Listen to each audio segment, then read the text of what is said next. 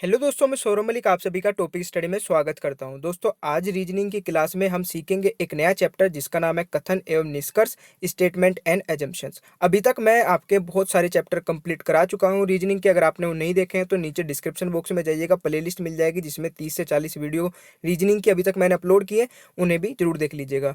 ये चैप्टर बहुत इंपॉर्टेंट है, तो प्लीज़ वीडियो को एंड तक जरूर देखिएगा। जो दोस्त अभी तक हमारे चैनल के साथ में नहीं जुड़ा है तो नीचे आपको एक रेड कलर का बटन दिखाई दे रहा होगा, इसको दबा करके चैनल के साथ में जुड़ जाइए और इस बेल आइकन को कर लीजिए ऑन, ताकि आपके पास लेटेस्ट वीडियो के नोटिफिकेशन पहुंचते रहे। टाइमिंग आपकी ये है, आप देख लीजिएगा।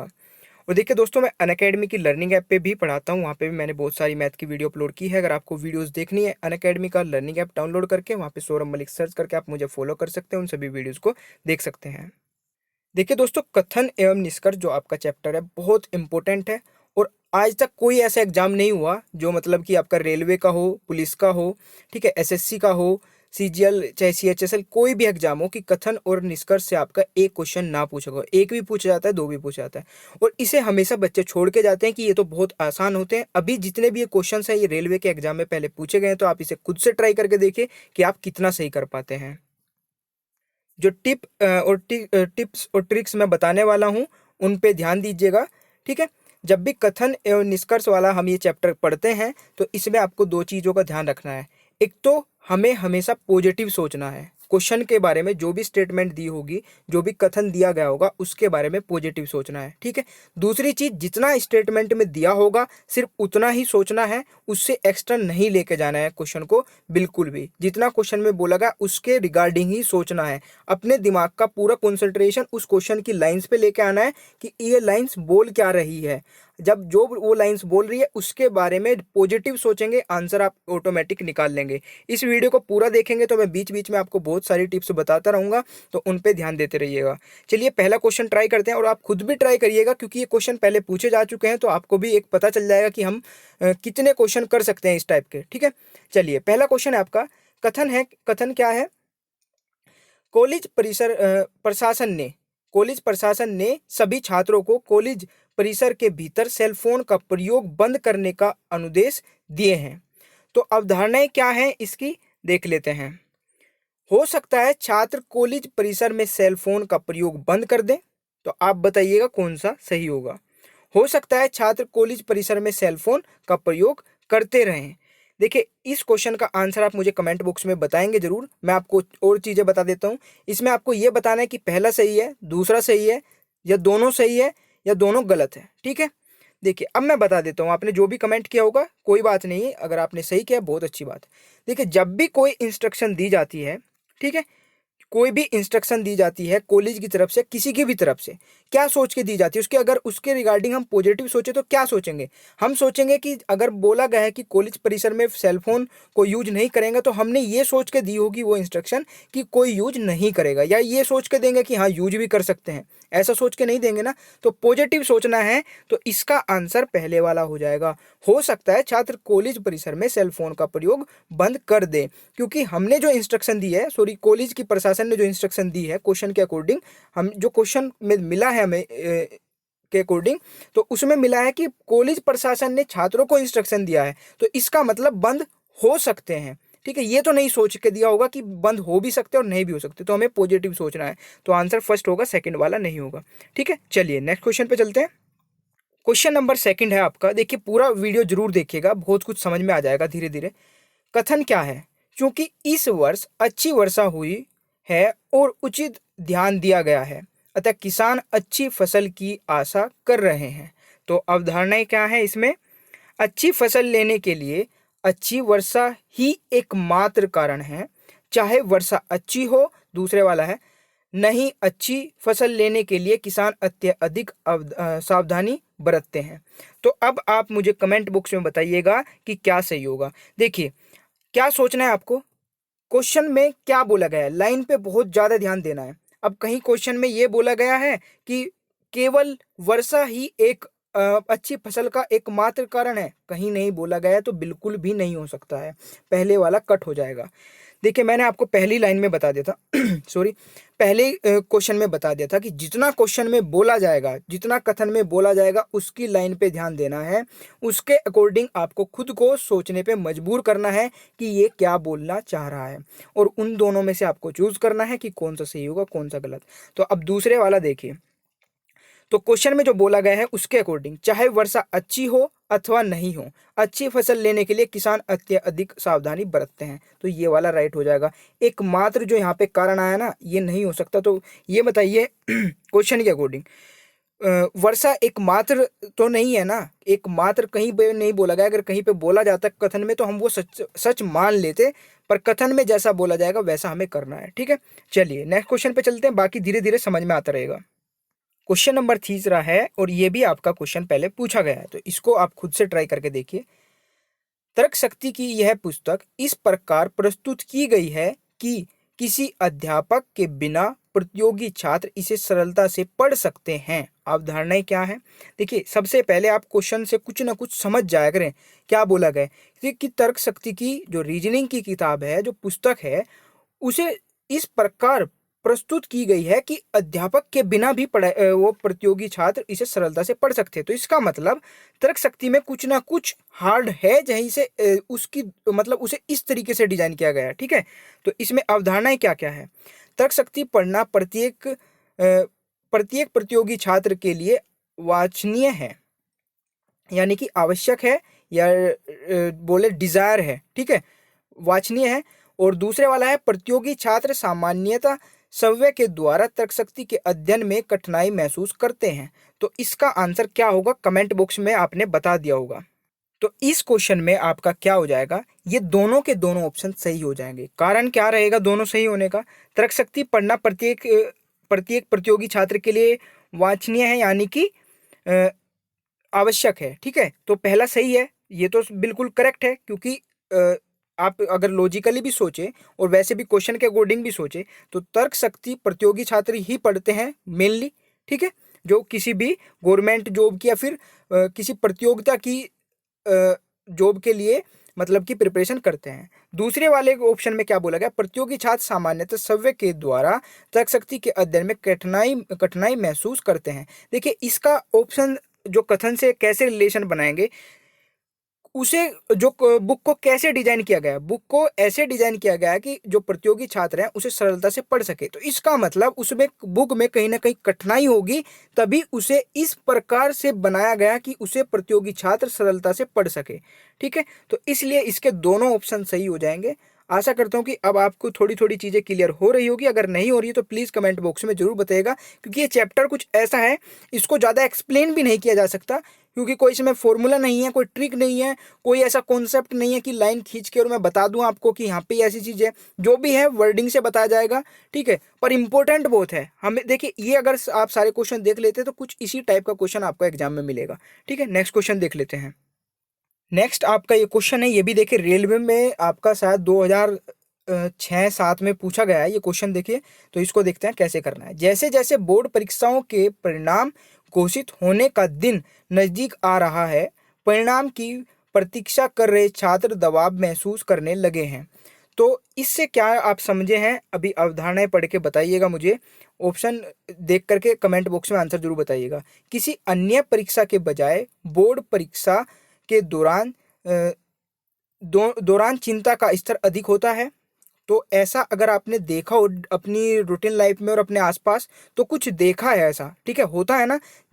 आपने देखा होगा जब आप बोर्ड 10th बोर्ड या 12th बोर्ड दिए होंगे तो उस टाइम पे ज़्यादा टेंशन थी, और जब आप कॉलेज लाइफ में आ गए हैं और कॉलेज के एग्जाम दिया आपने, कॉलेज में जिसने बीए बी टेक बीएड जो भी की है, उस टाइम पे थोड़ी टेंशन कम रहती है, बोर्ड के टाइम पे ज़्यादा रहती है। तो हम इस ऑप्शन को ज़्यादा सही मान सकते हैं। और वैसे भी अगर इस कथन की जैसे देखा जाए तो जैसे जैसे बोर्ड परीक्षाओं के परिणाम घोषित होने के दिन नज़दीक आ रहे हैं, परिणाम की प्रतीक्षा कर रहे छात्र दबाव महसूस करने लगे हैं। तो हमें दूसरी एग्जाम की बात नहीं की गई, सिर्फ मैं एक एग्जाम्पल के तौर पर बताया है। तो यहाँ पे ये पहला वाला ऑप्शन बिल्कुल आपका करेक्ट होगा। कुछ छात्र दूसरे के बजाय ज़्यादा चिंतित होते हैं। तो ये आपका ऑप्शन सही हो सकता था, बट नहीं होगा। क्यों नहीं होगा? इसका पीछे लॉजिक सुनिए। कुछ छात्र दूसरे के बजाय ज़्यादा चिंतित होते हैं। तो ये बिल्कुल करेक्ट बात बोली है इन्होंने, होते हैं। पर ये सिर्फ आपका बोर्ड एग्जाम में नहीं अप्लाई होता कि केवल बोर्ड एग्जाम में ही ऐसा हो सकता है। हमें वो चीज़ लेनी है क्वेश्चन ऑप्शन में जो कि 100% श्योरिटी के साथ में या 99% श्योरिटी के साथ में आपको आंसर दे सके। अब कुछ छात्र होते हैं दूसरे किसी कारण की वजह से भी चिंतित रहते हैं, ऐसा थोड़ा ही है कि 100% सिर्फ बोर्ड की वजह से ही चिंतित रहेंगे। अब किसी के साथ में लड़ाई है या कुछ भी है, और वैसे भी हमें, मैं एक एग्जाम्पल के तौर पे बता रहा हूँ। दूसरी बात यह है कि इसका रिलेशन इससे नहीं बनाया जा सकता, क्योंकि ये जो ऑप्शन बोला गया है ये 100% बोला गया है, और 100% इस क्वेश्चन में कहीं पे नहीं बोला गया कि ये चीज़ इससे रिलेट करती है। कुछ छात्र दूसरों के बजाय ज़्यादा से ज़्यादा चिंतित होते हैं। तो ये कहाँ पे बोला गया है इस वाले ऑप्शन में, ऊपर कथन में? तो ये नहीं हो सकता, ठीक है, क्योंकि चिंता के कारण कुछ और भी हो सकते हैं, केवल बोर्ड परीक्षा ही नहीं हो सकती है, ठीक है ना। तो इसलिए हम उसको डिस्कार्ड कर देंगे, उसको नहीं लेंगे। पर ये वाला आपका सही है कि अन्य परीक्षाओं के बजाय बोर्ड परीक्षा के दौरान चिंता का स्तर अधिक होता है, इस कथन के अकॉर्डिंग भी, अगर आप डेली लाइफ में सोचे तो उसके अकॉर्डिंग भी, ठीक है। तो थोड़ा सा आपको दिमाग अपना यूज करना है, जितना यूज करेंगे, जितने इस टाइप के क्वेश्चंस कवर कर लेंगे, उतना ही आपके इजिली सारे क्वेश्चंस हो जाएंगे, ठीक है। चलिए नेक्स्ट क्वेश्चन पे चलते हैं। नेक्स्ट क्वेश्चन भी देख लेते हैं। नौकरी के लिए केवल प्रथम श्रेणी के विज्ञान स्नातक पात्र हैं। तो इसके लिए अवधारणाएं क्या हैं? विज्ञान के अतिरिक्त अन्य छात्रों के स्नातक छात्र उतने बौद्धिक नहीं है। तो ये ऐसा नहीं हो सकता, क्योंकि नहीं आ गया, नहीं वाला तो कॉन्सेप्ट ही यूज नहीं करना है हमें, क्योंकि नेगेटिव हमें लेना ही नहीं है, ठीक है। इतना तो आप समझ गए ना, क्योंकि नहीं वाला मैंने आपको पहले क्वेश्चन बताया था कि नहीं लेना है, क्योंकि अगर सेंटेंस आपका जो कथन है वो पॉजिटिव कुछ बोलना चाह रहा है तो हमें निगेटिव वाला नहीं लेना है, उसको तो डिस्कार्ड कर देना बिल्कुल। तो दूसरे वाला आपका देखिएगा, ये सही लग रहा है मुझे। स्नातक स्तर पर विज्ञान के अतिरिक्त अन्य पाठ्यक्रम भी उपलब्ध हैं, तो बिल्कुल सही है। ऐसा थोड़ा ही है कि स्नातक पे आपके सिर्फ विज्ञान ही उपलब्ध है, दूसरे भी है, कॉमर्स, आर्ट, ये सब कुछ है। तो आपका ऑप्शन नंबर सेकंड राइट हो जाएगा। आशा करता हूँ कि आपको ये चीज़ें समझ में आ रही होगी, ठीक है। चलिए एक आधा क्वेश्चन और देख लेते हैं। नेक्स्ट आपका क्वेश्चन है, देखिए ये क्वेश्चन भी आपका किसी एग्जाम में पूछा गया है, अभी मेरे ध्यान नहीं है किस में पूछा गया है। सरकार ने आतंकी हमलों के सभी पीड़ितों के लिए मुआवजे के भारी पैकेज की घोषणा की है। तो अवधारणाएं क्या है? हो सकता है आतंक की ऐसी घटनाएं निकट भविष्य में न हो, तो न आ गया, हटा दो एकदम इसको, ठीक है, क्योंकि इसमें न ना वाली तो कोई बात ही नहीं बोली, ठीक है। सरकार ने आतंकी हमलों के सभी पीड़ितों के लिए मुआवजे की भारी पैकेज की घोषणा की है, तो इसमें ना वाली कौन सी बात है कि भविष्य में आतंकी हमले नहीं होंगे, घटनाएं नहीं होगी, तो ऐसा कुछ बोला ही नहीं गया है। तो ऐसी चीज़ों को आपको ध्यान से रखना है कि जिस चीज़ के बारे में बात ही नहीं की गई है तो उसको लेंगे ही क्यों। हमें तो सिर्फ वो चीज़ चाहिए जो कथन से रिलेशन बन सकता है जिसका। नेक्स्ट देख लेते हैं। यह मुआवजा नागरिकों के मन में वर्तमान सरकार के खिलाफ गुस्से को कम कर सकता है, तो बिल्कुल कर सकता है। एक यहाँ पे भी ये भी ध्यान देना, कम कर सकता है। इन्होंने भी 100% नहीं बोली इसके बारे में बात कि 100% बिल्कुल कर ही देगा, कर सकता है। हाँ, तो बिल्कुल इसलिए ये दिया जाता है, आपको भी पता होगा कि जब भी कोई ऐसा मुआवजा दिया जाता है कि ताकि उनके जो वर्तमान में जो जिनके घटना हुई है उन्हें थोड़ी सरकार की तरफ से, मतलब कि उन्हें थोड़ा रिलीफ मिले, ठीक है ना, इसलिए ये दिया जाता है। भाई देखिए इसमें कोई ज़्यादा एक्सप्लेनेशन की चीज़ें हैं नहीं एक्चुअली, मैं एक्सप्लेन करूँ क्या? बाकी मैं मैथ होता है उसमें मैक्सिमम चीज़ एक्सप्लेन कर देता हूँ, रीजनिंग के अदर चैप्टर उनमें भी बहुत चीज़ें मैं आपको बता देता हूँ कंटिन्यूसली। तो यहाँ पे आपको अपना दिमाग ज़्यादा चलाना है, ठीक है। और दो तीन जो बातें मैंने बताई है, निगेटिव नहीं लेनी है किसी भी स्टेटमेंट को। अगर पॉजिटिव स्टेटमेंट है और निगेटिव उसकी अवधारणाएं हैं तो उसको एकदम कट कर दो। अगर निगेटिव कथन में बोला गया है तो उसके बाद आप निगेटिव ले सकते हैं अवधारणा में कुछ भी, ठीक है, उसके अकॉर्डिंग। दूसरी बात, अगर कथन से अलग कुछ बोला गया है तो उसको बिल्कुल नहीं लेना है, उसको एकदम डिस्कार्ड कर देना, उसको काट देना है, ठीक है। चलिए लास्ट आपका क्वेश्चन है आज का। यदि किसान बेहतर उपज चाहते हैं तो उन्हें रासायनिक खाद की बजाय जैविक खाद का प्रयोग करना चाहिए, ठीक है। तो ये वाली स्टेटमेंट कब बोली जाएगी? जब जैविक खाद से अच्छी खेती होती होगी तभी तो बोला जाएगा ये वाली स्टेटमेंट कि रासायनिक खाद की बजाय जैविक खाद का प्रयोग किया जाए। इस टाइम पे हमें चाहे चाहे मैं एक्चुअल लाइफ की बात नहीं कर रहा हूँ, रासायनिक खाद से ज़्यादा खेती होती होगी, पर इस कथन के बजाय, कथन को सोचते हुए हमें क्वेश्चन को करना है। यहाँ पे बोला गया यदि किसान बेहतर उपज चाहते हैं, तो ये जिसने भी बोला है कथन, इसको पॉजिटिव लेना है हमें, इसे निगेटिव नहीं लेना। तो उन्हें रासायनिक खाद की बजाय जैविक खाद का प्रयोग करना चाहिए। तो अवधारणाएं देख लेते हैं। रासायनिक खाद से सेहत पर कुछ बुरे प्रभाव पड़ते हैं। तो ऐसा क्वेश्चन में कुछ बोला ही नहीं गया, कथन में ऐसा कुछ भी नहीं बोला गया कि रासायनिक खाद से सेहत पे कुछ फर्क पड़ेगा। तो अगर नहीं बोला गया तो हम नहीं ले सकते, हमें सिर्फ कथन के अकॉर्डिंग ही चलना है। रासायनिक खाद से उतनी उपज नहीं होती जितनी जैविक खाद से होती है। तो ये वाला राइट हो जाएगा। अब आप ये मत सोचिएगा कि यहाँ पे नहीं आया तो हमें इसको हटाया क्यों नहीं, क्योंकि यहाँ पे देखिए इन्होंने इनडायरेक्ट वे में नहीं बोला है। यदि किसान बेहतर उपज चाहते हैं तो उन्हें रासायनिक खाद की बजाय जैविक खाद का प्रयोग करना होगा। तो इसका मतलब क्या बोलना चाह रहे हैं कि अगर चाहते हैं, भाई कुछ चीज़ को आपने देखा होगा कि अगर तुम ऐसा चाहते हो तो आपको ये चीज़ छोड़नी पड़ेगी, अगर तुम ऐसा करना चाहते हो तो आपको ये चीज़ करनी पड़ेगी, अगर आप इंस्पेक्टर बनना चाहते हो, आप रेलवे में जाना चाहते हो तो आपको मेहनत करनी पड़ेगी। तो ये चीज़ें आपको इनडायरेक्ट वे में कुछ चीज़ों को छोड़ने के लिए बोला जाता है, ठीक है ना। तो यहाँ पे इस जैविक खाद को छोड़ने के लिए बोला गया। तो इसलिए रासायनिक खाद से उतनी उपज नहीं होती जितनी जैविक खाद से होती है। तो ये वाला आपका सही हो जाएगा, ठीक है ना। तो आशा करता हूँ कि आज की वीडियो आपको बहुत पसंद आई होगी। तो प्लीज़ वीडियो को लाइक जरूर करिएगा, अपने दो दोस्तों के साथ में शेयर जरूर करिएगा जो आपके साथ में पढ़ाई करते हैं, ठीक है। ज़्यादा को भी शेयर कर सकते हैं, पर किसी को ऐसे को शेयर नहीं करना जो पढ़ता नहीं है, जस्ट खोल के देखेगा वीडियो को और फिर बंद कर देगा, ठीक है।